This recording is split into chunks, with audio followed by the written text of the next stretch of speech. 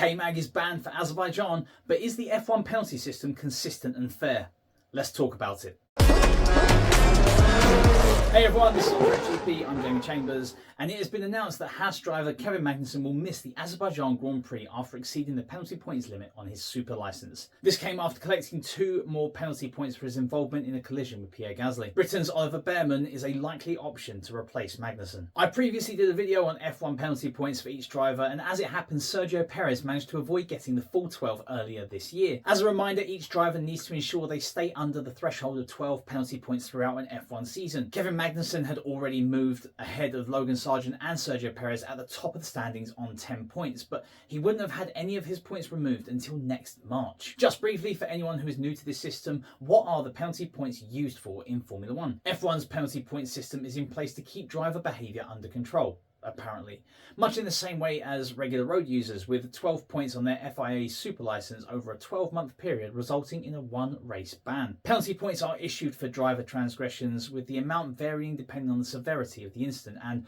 once a year has passed since that particular offence, their points get wiped, meaning they have to be careful to avoid crossing that fateful 12-point threshold. The use of penalty points in F1 has become increasingly liberal this season, and that is playing out with more drivers getting closer to the race ban threshold. It has to be said that more than one driver has expressed their disappointment in the system and the overall lack of consistency in its implementation. So Kevin Magnussen has been banned for the next F1 race in Baku after colliding with Alpine's Piere Gasly at Monza. Magnussen crossed the line in 9th but was given a 10-second penalty, so dropped to 10th.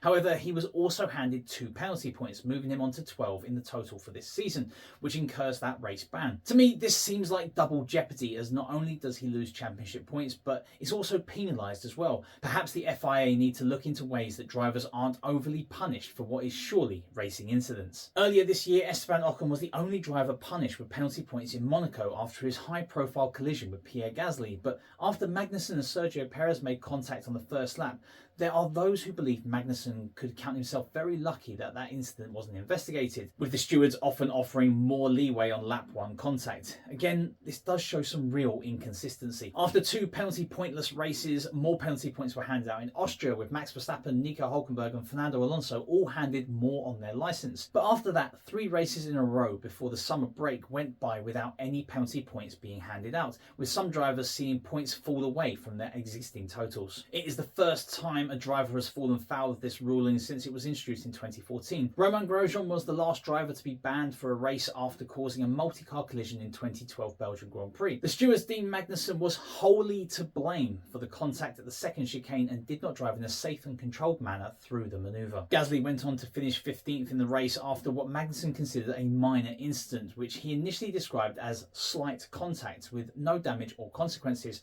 Magnussen expressed frustration with the penalty system, questioning the need for penalties in what he considered normal racing situations. The thing is, the incident has significant implications for Magnussen, as this race ban comes at a crucial time in his career, as he doesn't have a contract for 2025 and Haas has already announced a new driver lineup for next year, consisting of Esteban Ocon and Oliver Bearman. Magnussen voiced his disappointment with the stewards' decision-making process, stating that speaking to them rarely changes anything and often leaves him unclear about the rules. He criticised the current approach, suggesting that it discourages racing, and expressed disbelief that his incident with Gasly couldn't be considered a racing incident. He went on to say, "They don't want racing. That's what it seems to me. If this thing between me and Gasly can't be deemed a racing incident, I don't know what can. It doesn't make sense." And to be fair, I do kind of have to agree with him. In fairness, Piere Gasly wants Magnussen's ban reversed.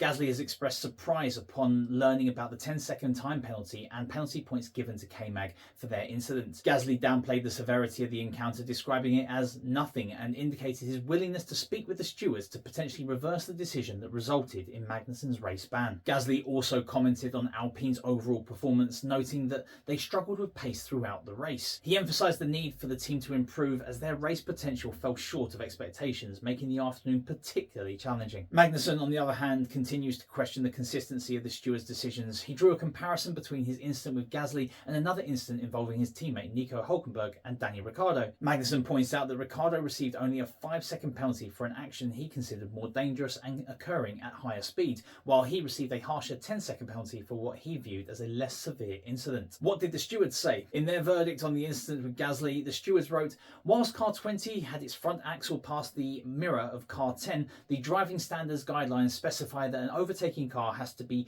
driven in a safe and controlled manner throughout the manoeuvre.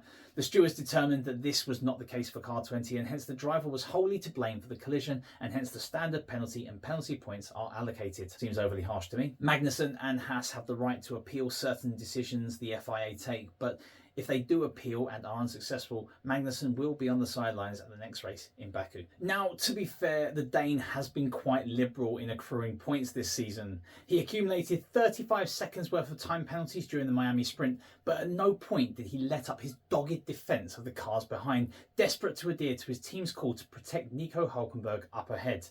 And what a defence that was. There is an argument that if it weren't for the penalty points accrued in tandem with the time penalties, there'd be little incentive for Haas and Magnussen not to employ similar tactics in the future. Magnussen picked up 3 penalty points in the Miami sprint before collecting 2 more for causing a collision with Sargent during the Miami GP. 5 penalty points in one weekend is quite the record. Now, applying penalty points to Magnussen for these incidents is more than fair, but raises questions about less severe incidents carrying the same penalty. The lack of consistency with how many penalty points are applied to each offence is something that race stewards and the FIA will need to consider to avoid further dismay amongst F1 drivers and the fans. So I've been looking at a breakdown of the allocation of penalty points this season. It does appear that an amount of transparency is required in order to alleviate some concerns about the penalty points allocation and also to help with bringing more consistency to the system. It would appear at current the steward's subjective opinion on severity is part of the points allocation. Causing a collision, for example, cost Lance Stroll 5 points at China, 3 points for K-Mag and Alonso, 2 points for a host of other drivers and 1 point for Sainz, Perez and Ricciardo at Miami, Singapore and Italy respectively.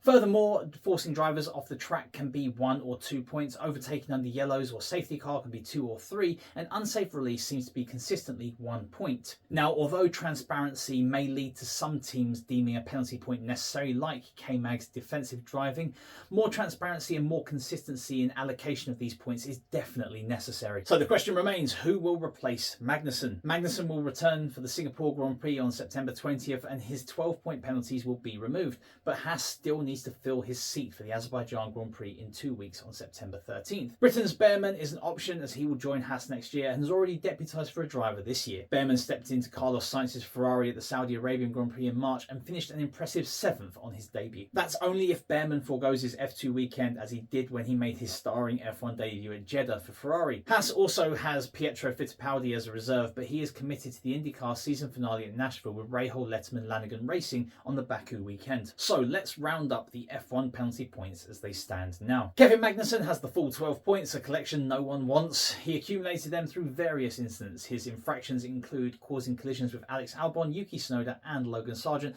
as well as gaining advantages by leaving the track multiple times. With an additional 2 points from Monza, Magnussen has reached the 12-point threshold, resulting in his 1 race ban.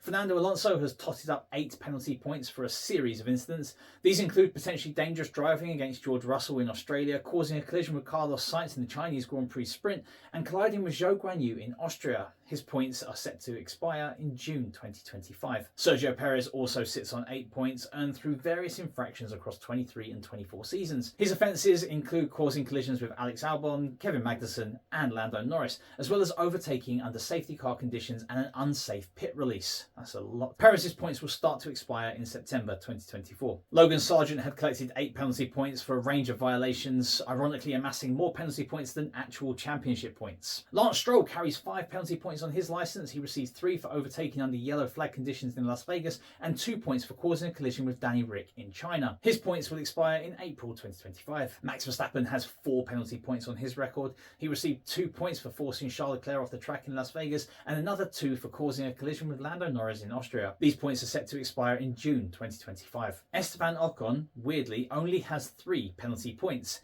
He received 1 point for an unsafe release during the Miami Grand Prix sprint and 2 points for causing a collision with Piere Gasly in Monaco.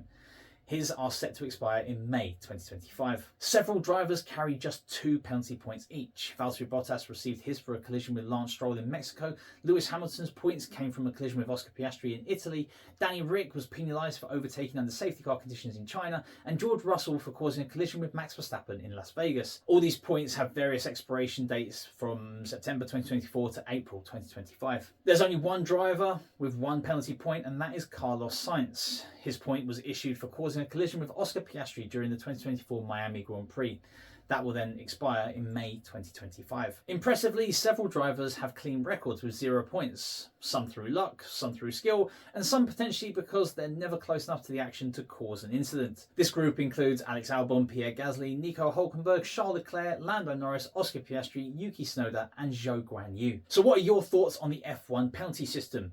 Does it work, and is it fair? Should a driver lose a race? Is that a suitable punishment? Also, is this the final nail in Magnussen's F1 career coffin? As always, let me know in the comments, and remember to like, comment, share and subscribe. Keep the pedal to the metal, and I'll see you in the next video.